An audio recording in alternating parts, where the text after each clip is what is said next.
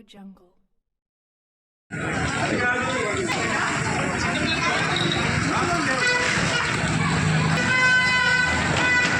కూడా కూచిపూడి, భరతనాట్యం లాంటి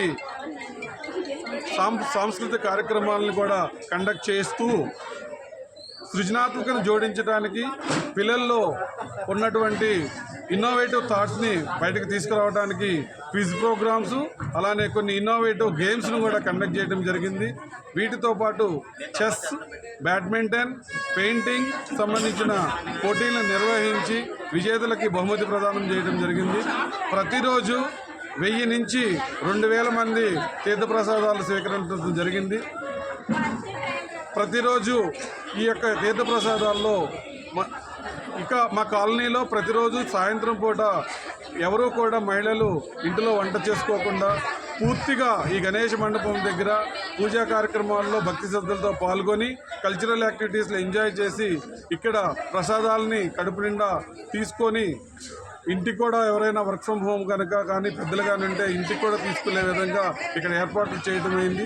దాంతో ఈ 11 రోజులు కూడా ఒక పండగ వాతావరణంలో హరితవనం కాలనీ సభ్యులందరూ, కుటుంబ సభ్యులందరూ కూడా ఈ గణేష్ ఉత్సవాలని సంబరాలుగా అంబరాన్నంటే విధంగా సంబరంగా ఈ యొక్క కార్యక్రమాన్ని నిర్వహించుకున్నారు.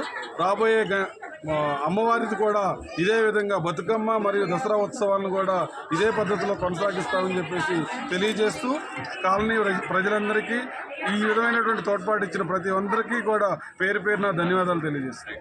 ఈసారి లడ్డు వేలంపాట 3 లడ్డూలు వేలంపాట అయిందండి. ఒకటి జనరల్ అందరూ పార్టిసిపేట్ చేయొచ్చు పెద్ద లడ్డు, 51 కేజీ లడ్డు, దాన్ని 3,60,000 రూపాయలతో మేము సొంతం చేసుకున్నాము. అలానే రెండవ లడ్డు మహిళా స్పెషల్, మహిళలు దీంట్లో పాల్గొంటారు. దానిని 1,80,000 రూపాయలకి అనురాధ కృష్ణమోహన్ గారు పాడుకున్నారు, వాళ్ళు గెలుచుకున్నారు. లాస్ట్ ఇయర్ కూడా వాళ్లే దాన్ని గెలుచుకోవడం జరిగింది. మూడవది యూత్ లడ్డు, ఎవరైతే యూత్ టీం కొత్తగా జాబ్స్లోకి వచ్చి యూత్గా ఉన్నారో వాళ్లే దీనిలో పాడుకుంటారు.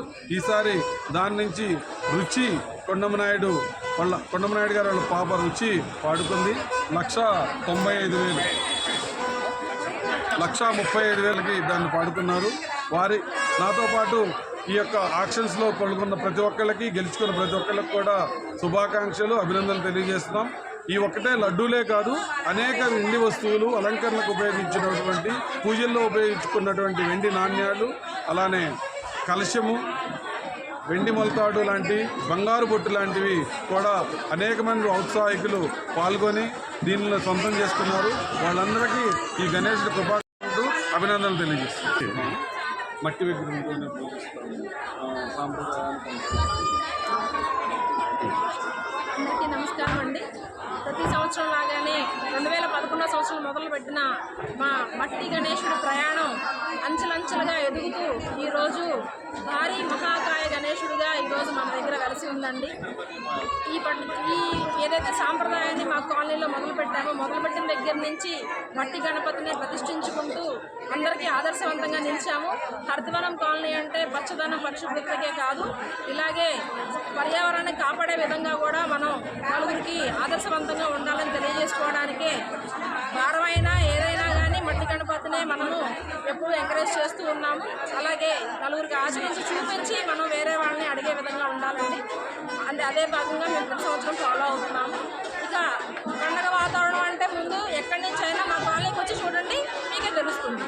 మహిళలు, యంగ్స్టర్స్, వృద్ధులు అందరూ కలిసికట్టుగా సమైక్యంగా ఉండి బాలగంగాధర్ తిలక్ గారు ఏ ఆశయంతో అయితే పెట్టారో ఆ ఆశయాన్ని ప్రతిబింబించే విధంగా భాగ్యనగర్ గణేష్ ఉత్సవ్ కమిటీ కన్వీనర్ల వాళ్ళ పర్యవేక్షణలో మేము ఈ గణపతి నవరాత్రుల్ని దిగ్విజయంగా పూర్తి చేసుకున్నాము.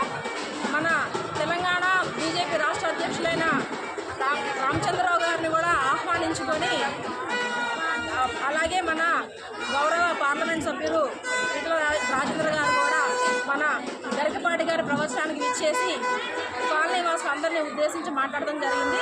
మాకు చాలా సంతోషంగా ఉందండి. నాయకులు ఏదైతే కోరుకుంటున్నారో అలాంటి సమాజాన్ని నిర్మించడంలో ఆధ్యాత్మికవేత్తలు, ప్రజలు అందరూ పాల్గొని మన దేశాన్ని ప్రపంచంలోనే భారతదేశం అంటే చాలా గొప్ప దేశం, సాంప్రదాయబద్ధమైన దేశం నిలుపుకునేలాగా మనం అందరం ప్రయత్నించాలని కోరుకుంటున్నాం. Thank you.